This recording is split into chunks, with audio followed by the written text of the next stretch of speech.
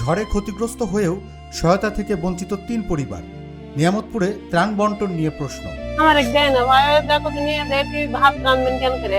বাঁশ কাঠ নাই, কিনতে পাই না, কাজ কাম করলে না খাওয়া, কাজ কাম করে তোমার পেটের ভাত করবো না, এগুলা করবো। নওগাঁর নিয়ামতপুর উপজেলায় গত মার্চ মাসের আকস্মিক ঝড়ে বহু পরিবার ক্ষতিগ্রস্ত হলেও সরকারি সহায়তা বন্টনে অনিয়মের অভিযোগ উঠেছে। উপজেলা প্রশাসন ঢেউটিন ও নগদ অর্থ বিতরণ করলেও শ্রীমন্তপুর ইউনিয়নের চান্দইল চুনিয়াপাড়া গ্রামের জান্নাতুল বেগম এবং ভারতরন্ড খুলুপাড়ার নূরনাহার বেগম ও রুমা খাতুনের পরিবার এখনো কোনো সহায়তা পায়নি।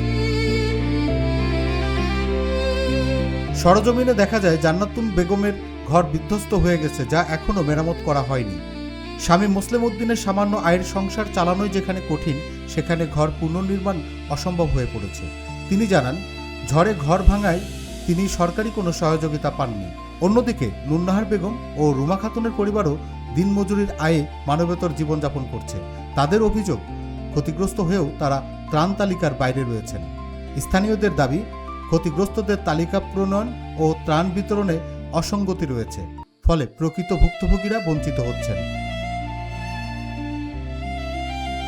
এদিকে উপজেলা প্রশাসন জানিয়েছে, যাচাই বাছাই শেষে পর্যায়ক্রমে সহায়তা দেওয়া হচ্ছে।